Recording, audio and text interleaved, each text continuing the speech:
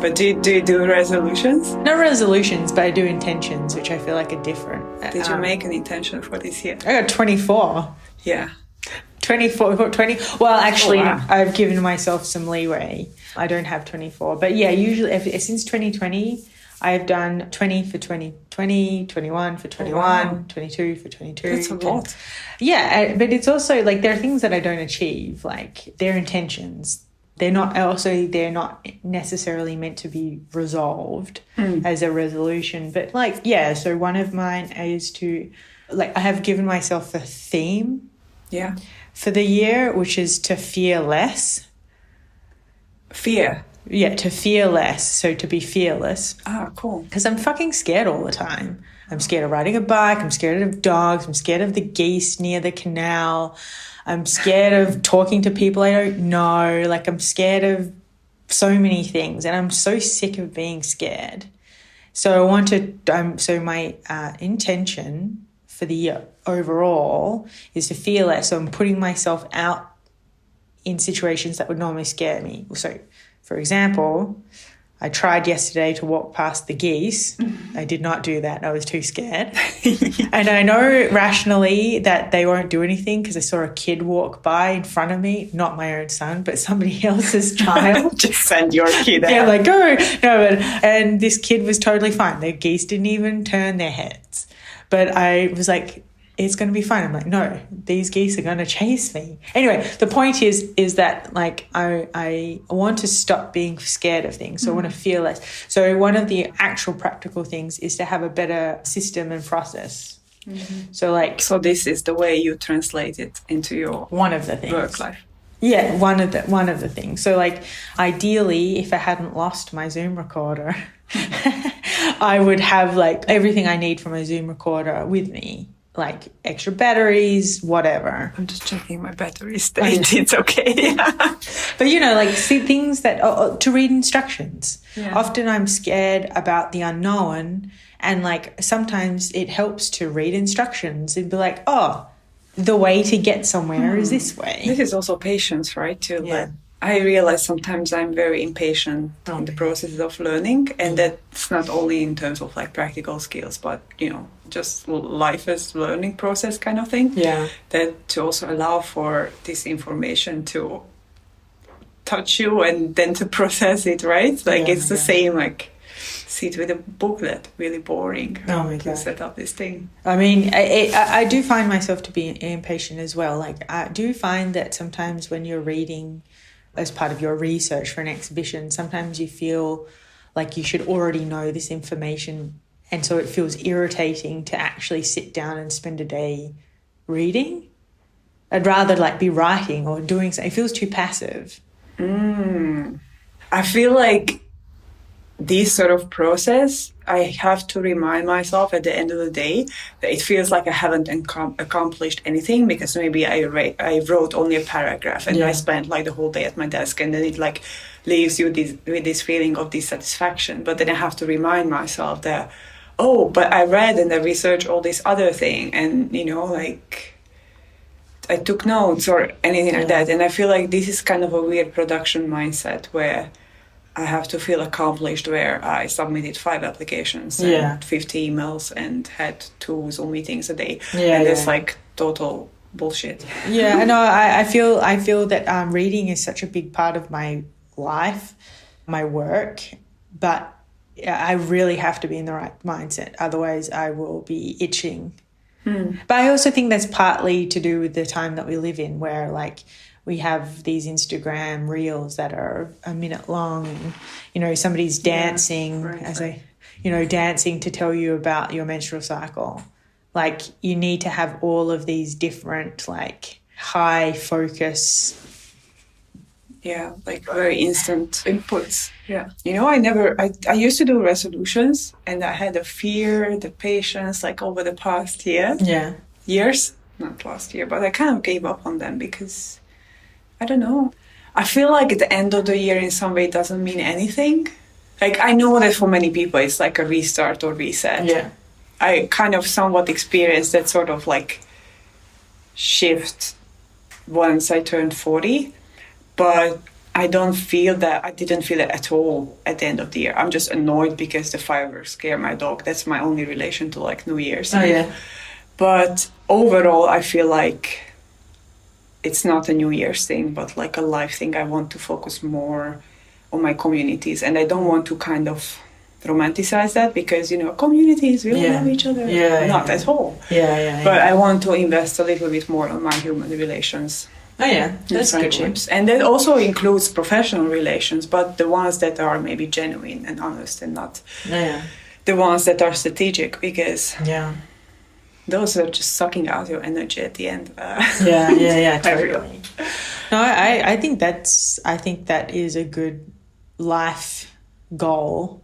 It doesn't have to be for this year, but it is something that you want to perpetuate for the rest of your life, perhaps, the investment in this goal.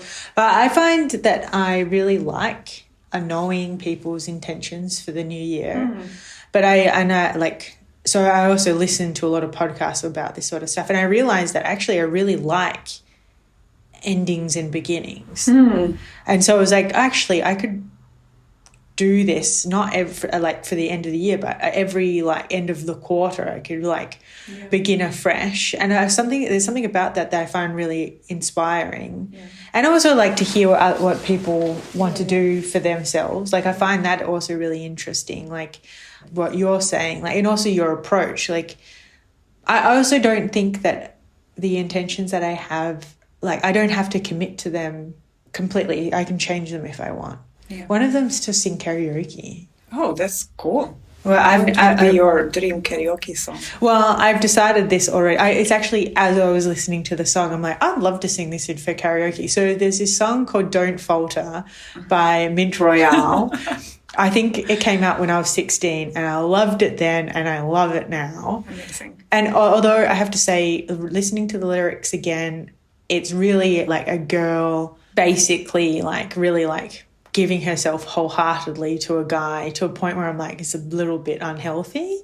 But aside from that, I love the song. And I was like, I could sing this at karaoke. And I was like, but I'm just scared of karaoke. I'm like, this is what got to be on my intention for 2024. It was like, just do the fucking thing.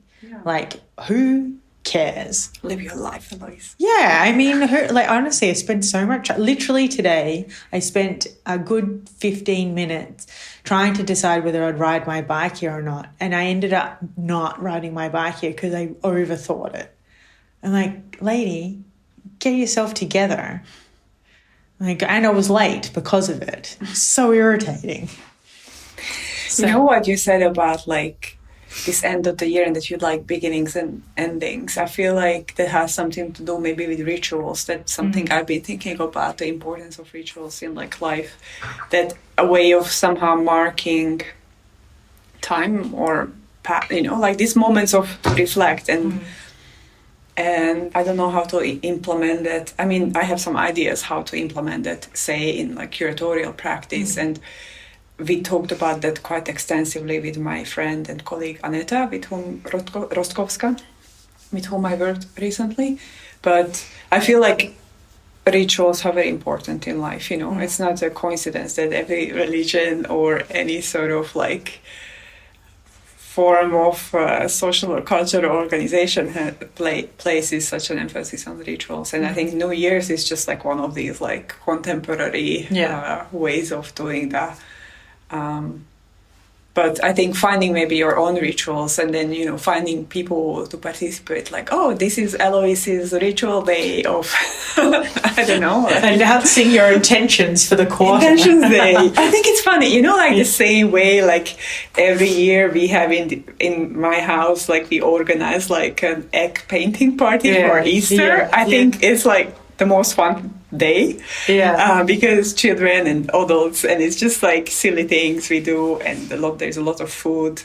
I think that's one of my favorite things, and it's ultimately it's just a ritual, right? But you need this kind of thing, then this is my ritual, so then you can bring your people together. I think also what's nice about that is that every year, because it's like adding on to like the history of the egg painting party, it kind of makes it more special because it's like, oh yeah, we've done this for 6 years. Yes, and we keep the eggs, and I have this egg collection by one of the most outstanding artists of Rotterdam. So excuse me. It's so good. No, but I think you're right, and I think that that's also something that like.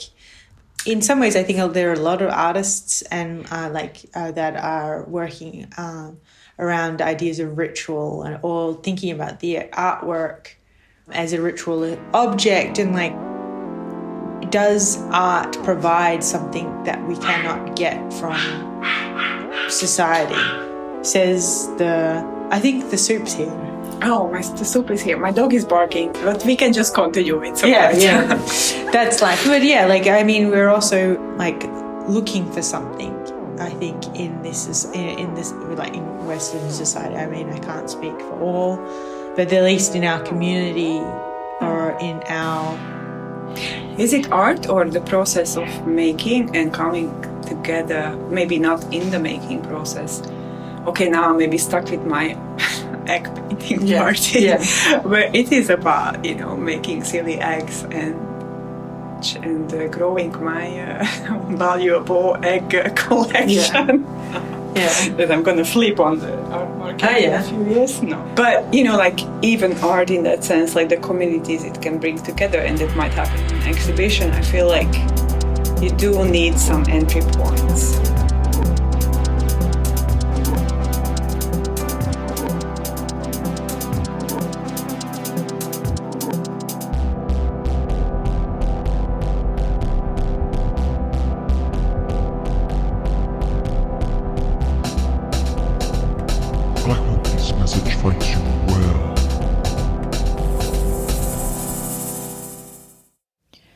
Hello everyone!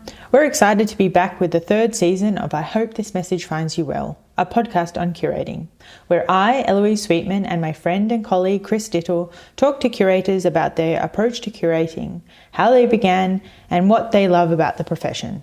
In this season of the podcast, we're focusing on the topic of the exhibition. In this episode, we are in conversation with curator, organizer, and researcher Eszter Szakács. We discussed her curatorial beginnings as an assistant, then to making the Curatorial Dictionary, and her recent exhibition, Dóra Maurer, SUMUS, We Are Together, at the Appel Art Center in Amsterdam. For Eszter, the exhibition is a space of learning where, according to her, the work begins once the exhibition is open. We also discuss her work with OFF Biennale in Budapest and the work that makes exhibitions and events political.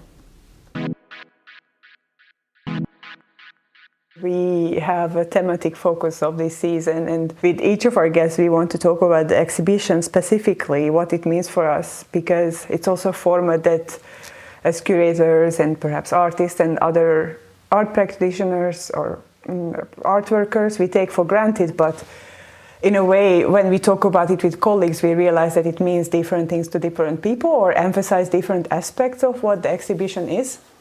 So this is something we want to focus on this season. But before we go there, it would be nice to start with a question that we asked also in previous seasons to everyone, that is, what led you to become a curator and how did you come to this profession? It's mostly by accident, really. So I was studying art history in Budapest at the Ep2 University, and for that, so it was before the Bologna process. It was a 5-year undivided program, and for that we had to do 120 hours of internship, and through a different connection, I ended up actually working as the assistant of Hajnalka Somogyi, who then later became the director of Biennale and the one who initiated it. And she was at that time, she was a freelancer also at that time, and was doing her MA at Bard in curating, and she was doing a group exhibition at the Kunsthalle in Budapest at that time, and she needed a helping hand. And then I said, I had this, 120 hours, and I was her assistant. And it was deep waters from the very beginning because, I never forget, the exhibition opened September 26, 2008. And Heinalko had to travel to New York to already start her course at the end of August. So the last month was all left to me. And I had no idea what... I mean, she was obviously available through email and stuff, but, she was 6 hours behind. And the Kunsthalle is quite a big one. It was 3/4 of the Kunsthalle. So, yeah, I had to organize shipping and, it was major artist group exhibition, but I did it. And then afterwards, Livia Paldi, who was also working at that time at the Kunsthalle, told me that, well, you did this. Maybe do you want to work here? And but I was still studying, so I worked there on a project basis.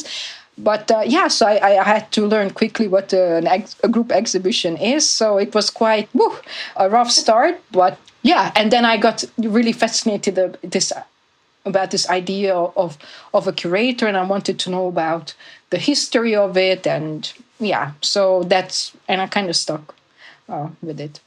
I don't know. I mean, I kind of like this idea of that you have to know a lot of things, but you're not an expert in any of them. It's just it's like that you have to work on so many different levels, and it's organizing on a very high level. Yeah, so I don't know. I mean, I kind of like this. Yeah. I mean, it's interesting to kind of like look at all the different projects and activities that you've been doing over the years. And like what comes to my mind immediately is that you're very much research focused and extremely collaborative. And to me, these are two very important things in curating. And I thought maybe could you tell us a little bit about your process and maybe your interest in these two aspects? Yeah, I completely agree with this. Thank you. Yes, and I think really this whole research focused thing. It's not because I was trained as an art historian. That doesn't have to do with that. Hopefully, my professors are not listening to it. But so it's again when I really wanted to know something about curating, especially in Hungary. I didn't find anything about it. It was an oral history, and it really made me crazy that everybody said like everybody referred to everyone else by their first name, and like Joel did this, and then you did that, and I'm like, yeah, but who are these people? And it became really clear to me within like 2 seconds, and it's just basically one.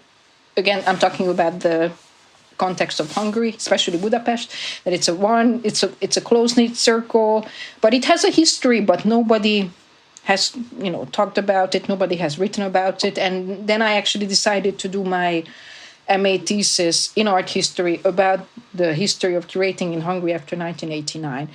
So that's kind of me becoming, I don't know, like a curator, first an assistant curator and then a curator. It really was interwoven with this kind of historical, I don't know, outlook to things. And I do like to do research. So I think, for me, maybe that's, I don't know. So I don't know. And especially now that I'm doing my PhD, I think now I feel like what I'm doing as a curator and what I'm doing as a researcher, there are the two things. They are the same things. I'm just working on different sides. So I feel this as a whole. And I always think that doing something together is a lot more fun than than doing something by myself. So yes, I mean it's just as simple as that. And I always liked being part of a community and having different perspectives, and I don't know everything, so it's. But it's like, it seems that, it's important for you to go deep into something. For example, like the Curatorial Dictionary being one of them, where that you and the team that you're working with have seen that there are certain words and certain terminology that is being used that is not actually being defined or necessarily defined into the Hungarian language. And each of you, through a group conversation, is trying to actually give these terms a definition, and it requires like time and focus, and it's not just one person, although one person may write the final text. But that's my impression of actually how you work in all your projects, actually. Yes, yeah. That's also, I would completely agree with it. Yeah, I mean, I do like to go deep. Yeah, staying on the surface actually makes me kind of itchy. But yeah, that's true. But yeah, the Curatorial Dictionary was such an amazing process. I can't remember now how many years we did that, but everything was collaborative. Exactly. So we had meetings, I think, every Friday or every other Friday, and we discussed, what we're going to write and who's going to choose which term and what's the angle. And then the person did write it, but the whole process behind it was, totally collaborative. And it was such an interesting moment. It was just, we started working on it when, then the government that is still on power just got elected. So it kind of, I don't know. Yeah, it's a different track, but it was a very, very good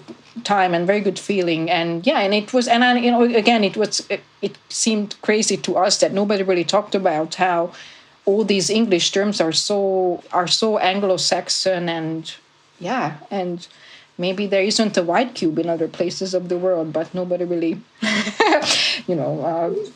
thinks about that. Yeah, totally. It's interesting. Actually, I heard about this curatorial dictionary before we met in Budapest during this infamous meeting from Lara Caldi, who told me about this. And at the time, I was doing research on language and translation, so I was really interested, and I remember looking it up at the time. So we interviewed Lara in the first season of the podcast, and just a side note that I saw, or Eloise pointed out, that Paul O'Neill was also involved as a respondent who we then interviewed in the second podcast. So it's feels like some kind of circle. But what I actually meant to say is also in response to what Eloise said, that listening to you about your master thesis or also this dictionary project, and then OFF Biennale, for instance, that is again kind of building up a certain infrastructure that is not only about bringing these people together and kind of forming an infrastructure, but kind of making it also visible and showing that it's relevant, because maybe to an extent like these friendships or camaraderie between colleagues is taken for granted, but what happens when you actually kind of draw the lines of this network, and what kind of strength can also emerge from that situation. And that again brings me in a big jump to the question of the exhibition too.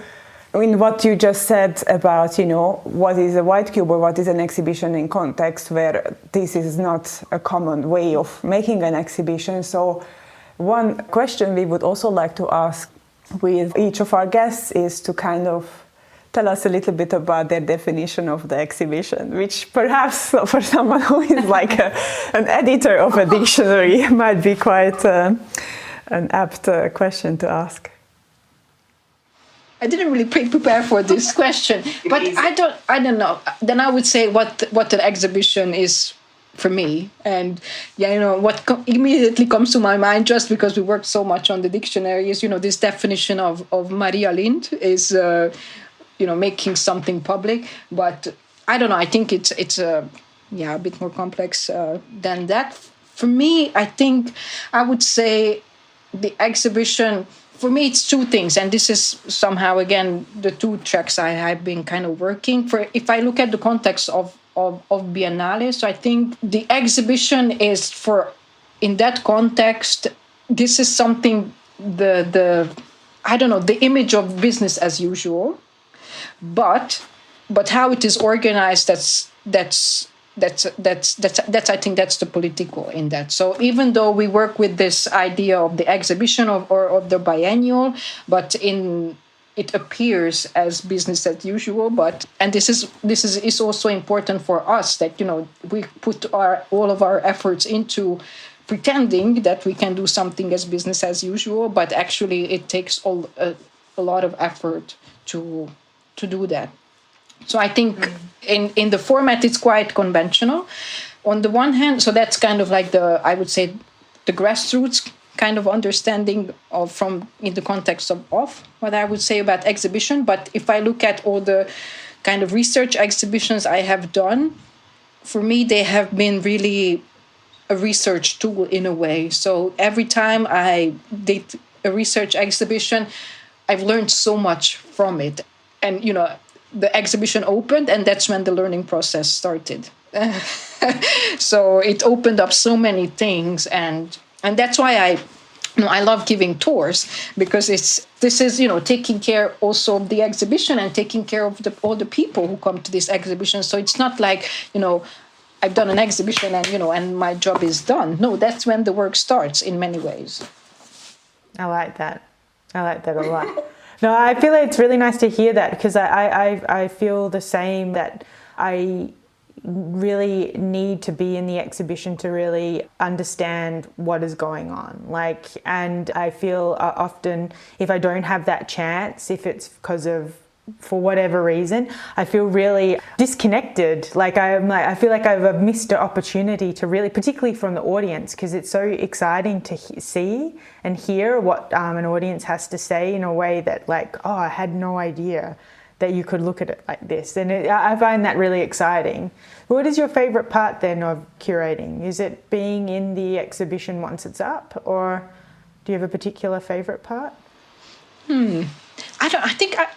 I love the whole process, and I think I especially like to look at the mistakes I have made, because I think that's once the exhibition has closed and I have a little bit of a time to think about all the mistakes I have made. I didn't see it before, but having gone through all of this experience, I see the mistake, and there are always mistakes we do. And, this kind of takeaways or mistakes is actually the starting point of another project. So So I think, I don't know, I feel like I'm doing just one project in my whole life, and they just, build on each other. And yeah. That's cool. I like that, because that was going to be my question. Do you do something with these mistakes? But yeah, turning them into new exhibitions is a very productive way of addressing them. No, I like that a lot.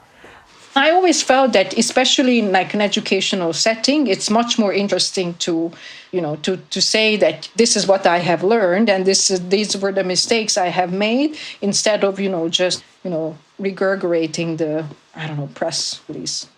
What do you think the limitations of the exhibition are? What can't the exhibition do? And second question, what is the potential of the exhibition? What does it do? I think for the most obvious limitation of an exhibition, I think it's the reach. So it only speaks to the already converted, so to say. So I found that, I don't know how to go beyond that, but I think it's also fine. Now we live in such a segmented and polarized society, so I don't think there is now a way to talk to the masses. I don't know, we're not in the Cold War anymore. So the potential, I don't know, it's there are many things, so I also do other projects than just the exhibition, but maybe from my perspective, I think it's a super interesting interface, and again, an interface with people who are or they already converted. But I think for me an exhibition is a discussion mostly. So it's not I really like to engage with the exhibition and not that the work, as I mentioned earlier, that the work begins when the exhibition opens. And it was also a very hard lesson. For instance, at Documenta 15, this is also the work started when the exhibition opened, so to say. But so I think I think the only word I can think of is this interface, and I think there are so many things you can do in an exhibition and what you call an exhibition, and it was such a really amazing, thing to be part of the Lumbung and work in the Lumbung, for instance, at Documenta 15, where there were so many different ideas of what an exhibition is. So for me, that was a super inspiring to just walk through, all the different venues and to see all these different ideas, which is not this kind of super white cube and also I think for what is for me, and I know many people don't agree with this, but for me what the limitation is of an exhibition, it's when an exhibition tries to narrate or I don't know, like engage with the topic on a thematic level. So all the artworks speak about a problem, but I don't know. For me, again, I'm coming from this, more of a grassroots level. For me, always the politics is in the organizational. So how an exhibition is done, this is what is important to me, not necessarily what is presented. And and I feel like, I don't know, those exhibitions to me are maybe like two-dimensionals or one-dimensional. I don't know, when the thematics are, it's only embedded in the artwork. So you watch a film, or you look at an art object and you are supposed to get the theme. I think we both agree with you. We're heavily there. nodding. I think we both take that approach, and I think that's also why, from my position, why I like to think that an exhibition isn't ever finished. And what I like about what you were saying about realizing your mistakes and trying to address them, and using what you've learnt in new exhibitions, because the work is not necessarily ever done. Yeah, and also one's method of working should correspond with what's going on in the exhibition. And I really agree with you. Yeah, I already had the impression from what I know about your work, or when I read some interviews, that for you the exhibition cannot be, for us I think, also disconnected from the infrastructural and the political in that sense. But it also made me think, on the other hand, what I said earlier about, I read your practice in a way as kind of drafting these lines and connections. And again, there is this emphasis of making these connections or communities, both towards the public, perhaps through these, what you say, you do many tours and start the exhibition once it opens, that's when the work starts, but also the infrastructure building that is always happening kind of in the background, which is not the public part. But that's why oftentimes I feel like in our field it is also so much mystified, because perhaps not everyone is so engaged with that sort of infrastructure building. But I lost a little bit my chain of thought. There was a conclusion to this.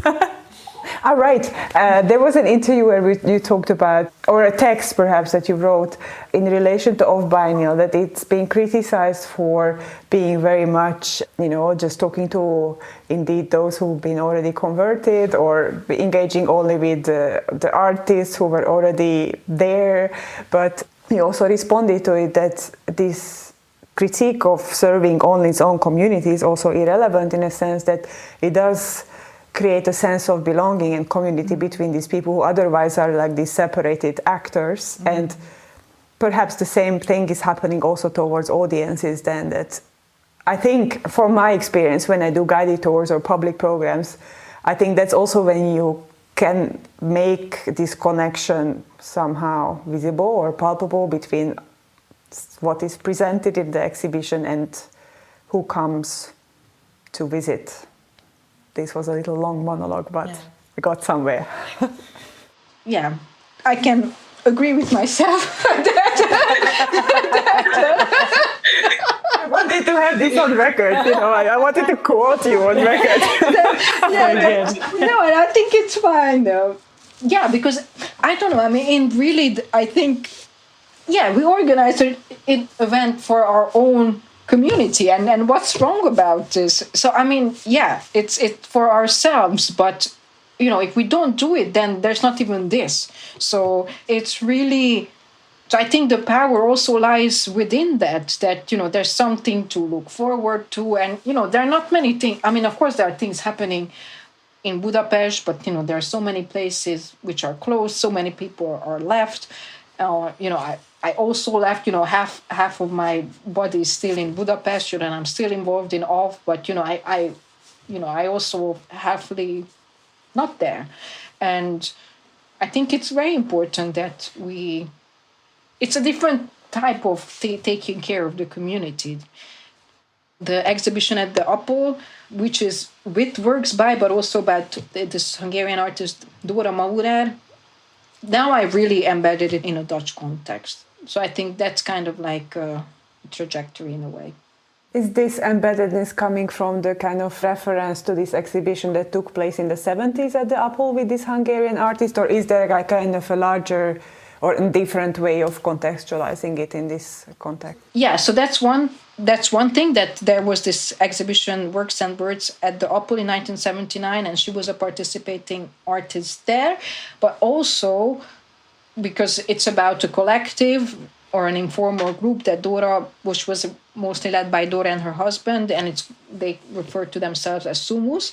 So they were actually facilitating a lot of exhibitions during the Cold War in the West, and also they did quite a few things in the Netherlands as well. So yeah, I included in the exhibition a few exhibitions that they were contributing to in the Netherlands, in Amsterdam. To me, it's also fascinating because, in the Dutch context, I feel there is always such a great emphasis on visitor numbers and who comes to your exhibition and who are your visitors, who are you targeting, in the kind of filthiest marketing sense with your exhibition. And to an extent, I find these questions very relevant, and it's been drilled into me also through my curatorial training somehow and experience to think about like how to also accommodate different needs and know like actually what context you are embedded in. On the other hand, oftentimes this question doesn't necessarily come from this perspective of accessibility, but rather, visitor numbers, or is our tax money spent justly, or is it justified that this 20,000 euros is spent on something, which to an extent I understand, but I think here somehow the exhibition as an interface starts to work against us, because in a way it is relatively cheap infrastructure if you compare it to anything else, but it's incredibly efficient in terms of visibility and communication and so on.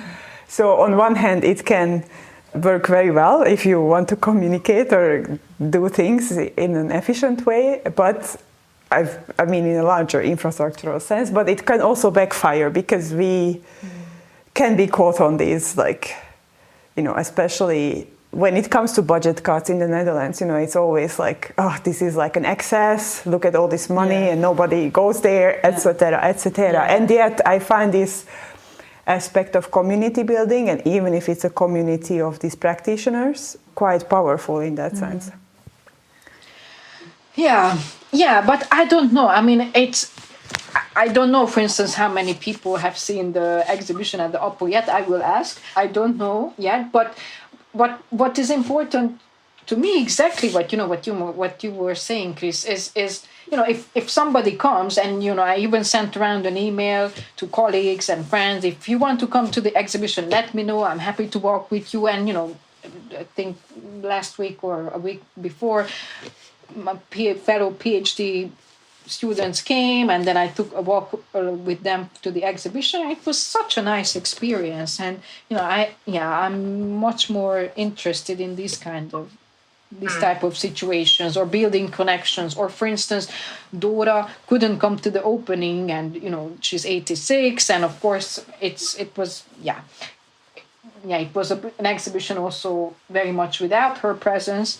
But I came up with this idea of doing a group photo, that I asked all the people at the opening to come for a group photo, not for social media and not to post to anywhere, but it's really just for Dóra to send this group photo that these people were there. And then we even made a little sign that says her name and the exhibition and the Appel, and and then and I sent it to her, and then she emailed back that, it's such a joy to look at so many nice people, and when you see them, please tell everyone that I send my friendly hello and I say thank you. And this was it really touched my heart. And, and I said, yeah, this is what the exhibition is about. Yeah, that's cool. I like that. Actually, that's a really nice thing to do. I'm going to take that idea if you don't mind, because I think that is also like really important. Every exhibition has an artist, and if they cannot, be there to also make sure that they are included in such a beautiful way. Actually, I mean, I could imagine getting that photo and feeling very proud. Yeah, what a great idea. No, I think for me, the exhibition is very important. I think and the relationship that the curator has with an artist is also, I think we all agree that relationship is very important. And I think also in the case where you're presenting an older artist and going into an archive, a living older artist and going into an archive is very important. I think also for a new generation, and they may be the already converted, but actually not necessarily. It's a whole brand new group of people that will come to know an important artist who's very exciting, I think. Do you relate to her practice? In some ways, I kind of see a very strong connection between you as a curator and her as an artist, and that you both have similar goals in your work. Yeah, it's really how this exhibition came about is through my PhD. So my main case study in my PhD at the University of Amsterdam, and I'm part of this group called Imagine Art. It's the OFF Biennale, and that's my main case study. But what I'm really looking at is how artists and culture workers organized from the bottom up against the state. And in an Eastern European context, the main enemy is always the state. So it was the state today, and it was before too. And I was looking at. My question was basically, who are our mothers and fathers? So who was doing the same thing in state socialism, which is of course a very different context from today, but there was repression too. So the repression, the levels were of course different, but there was repression. So I was really interested in strategies. So again, not necessarily what people were doing, but what were the strategies that they used. And there were some candidates who could be case studies for my mothers and fathers. But then I came across Dóra Maurer's organizing practice. I knew about it before, and that she did this and that, but then I came a republication of her text that she herself wrote in 2002 about this thing called SUMUS, which is, then I made the theme or the main subject of the exhibition, that they organize these amazing things invisibly, basically.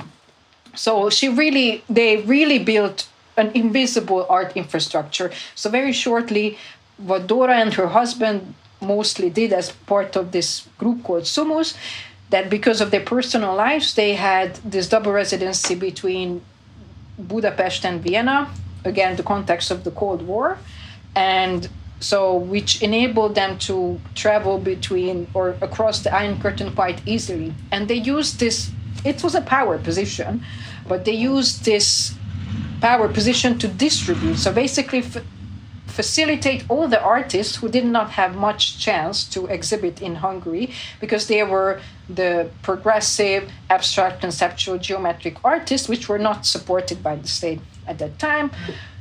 So they said, okay, so let's bring these artists to the West when there's, so to say, market or there's attention for these types of artistic practices. And so basically, they became background organizers for many group exhibitions in the 70s and 80s in the so-called West, but they also transported many of the artworks. So they had a little Volkswagen minibus, and they transported the works too. And in the exhibition catalogs, they're not credited. And because they were not actually the curators, but they were the ones who said that, you should include this artist and this artist and this artist and this artist. But they were not credited also because this, had to be done in secret, because this was an unofficial kind of presentation. So it was also for the protection of themselves and all the other artists who they also brought. And what I admire about Dóra is that she did it totally separate from her artistic practice. And she did this very quietly, very invisibly, and she's such a well-known artist, and so many things have been written about her. She had the solo show at Tate Modern in 2019, and so, yeah, but I'm like, come on, people, what have you done before? Like, really? I mean, she has been producing work since the 1950s, so obviously there are many things to be written about her, but yeah, so to me this was the most exciting, and I really love this idea that she didn't care. She said, okay, if this is not loud, I find a way, I'll do it, I don't care. This kind of attitude that I'm gonna do it no matter what, and I'm gonna find a way, and and I don't have to take credit for it. What is really needed is that things happen. And these artists get shown, and people get to know them, and then my job is done. That's cool. Funny, I saw that exhibition at the Tate in 2019, and I was very excited to get to know Dóra's work.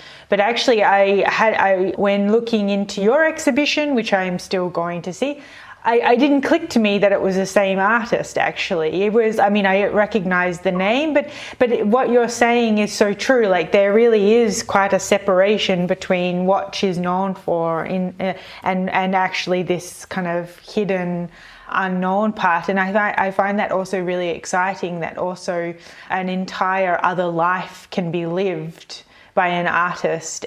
And also, I feel like this is a really good example of what the exhibition can do, actually, through the networks of the artists themselves, like to have their works transported in secret, and then that an exhibition is actually super radical and very urgent.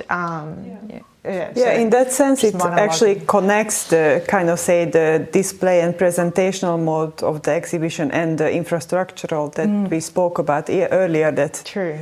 You can show both. Yeah. Right? Yeah, totally. Although it's maybe from a historical perspective, I wonder what would happen to it now, like now you show your network, and maybe you do, I don't know. We don't know.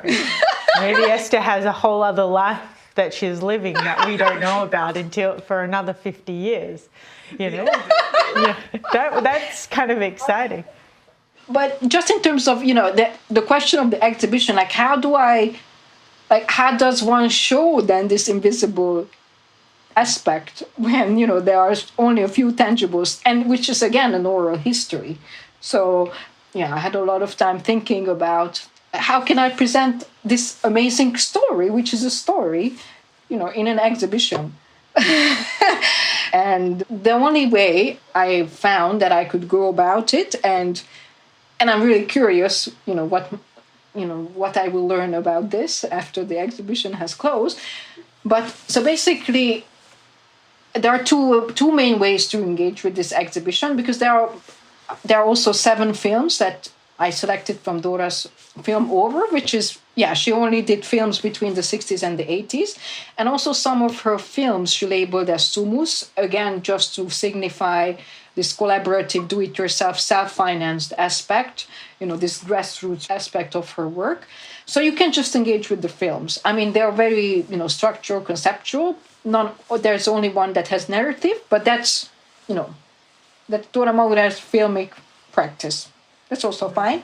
But there's also this kind of archival materials section, and there are some archival material, letter correspondences, but also some books and publications and catalogs and digital copies. And I actually recorded an audio piece, which I called it an audio guide, 20 minutes long. And it's really, and I titled this is a story of SUMUS. So basically I narrate in that 20-minute piece I narrate all the books, and so basically it weaves together the archival materials, and this is the context of all of this. But you don't have to listen to it if you don't want to. It's really like, taking this researcher's position and getting to know all the context. But, if you listen to it 20 minutes, the whole story. You know what you're looking at. You don't have to read anything. You just listen to it.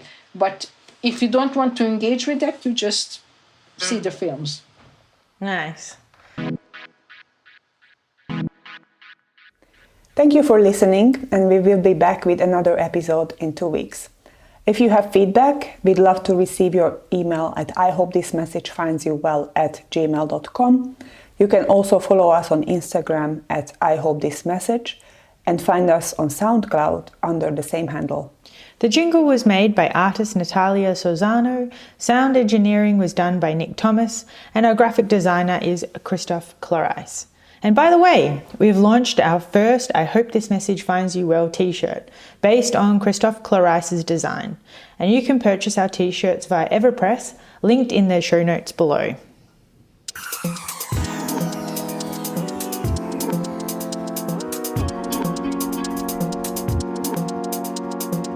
I hope this message finds you well.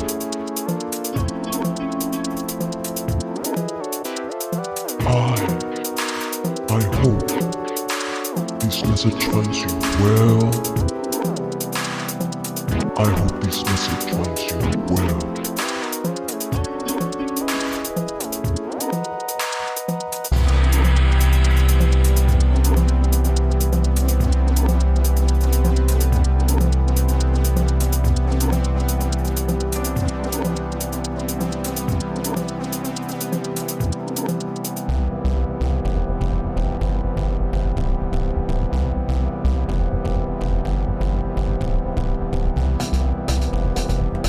I hope this message finds you